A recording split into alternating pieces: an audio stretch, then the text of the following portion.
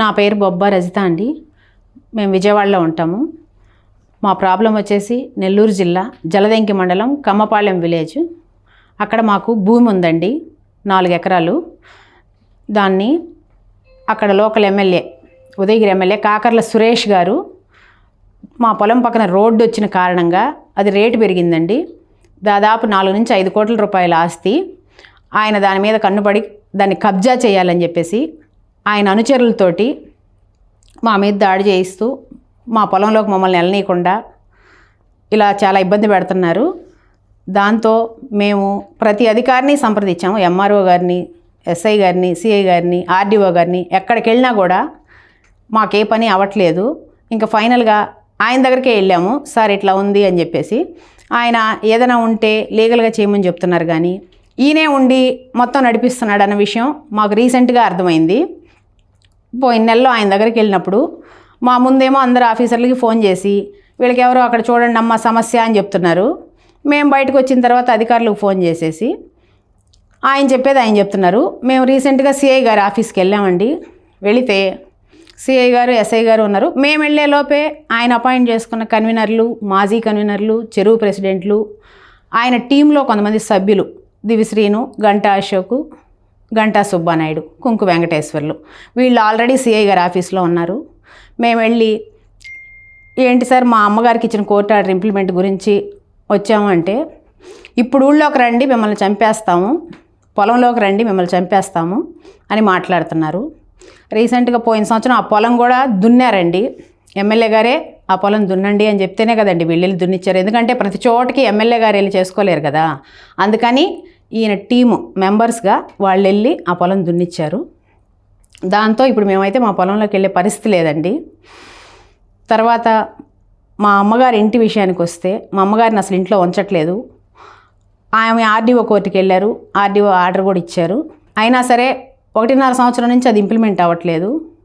దాని గురించి ఆర్డీఓ గారిని కలిస్తే పొలిటికల్ ఇన్ఫ్లుయెన్స్ అమ్మ, అక్కడ లోకల్ నాయకుల సపోర్ట్ వాళ్ళకి మేమేం చేసాము అని చెప్పి ఆర్డీఓ గారు అంటున్నారు.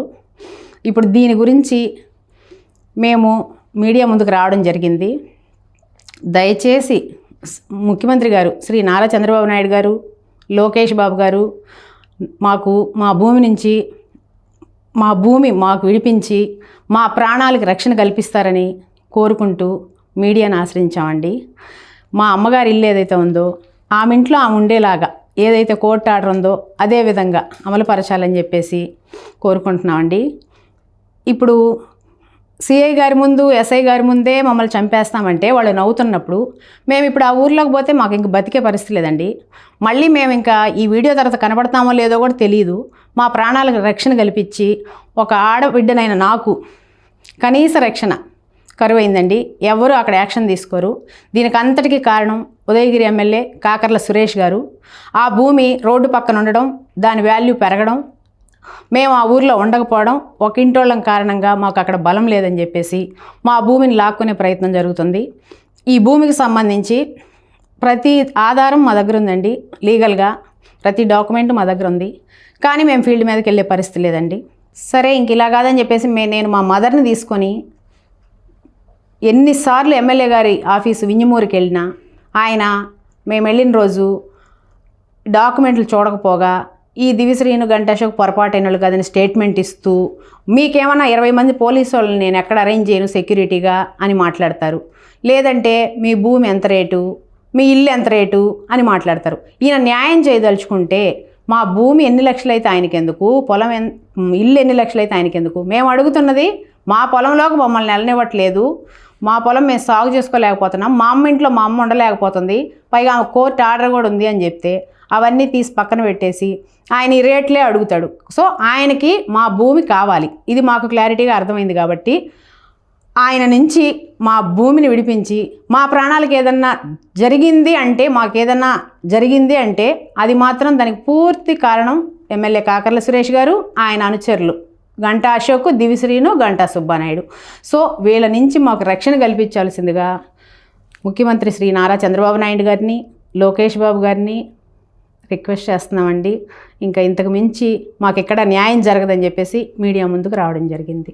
ఇంతకాలంగా ఈ సమస్య మాకున్నా కూడా ఏ రోజు మీడియా ముందుకు రాలేదండి. ఇప్పుడు కేవలం ఇంకా మా ప్రాణభయంతో మేము మీడియా ముందుకు రావడం జరిగింది.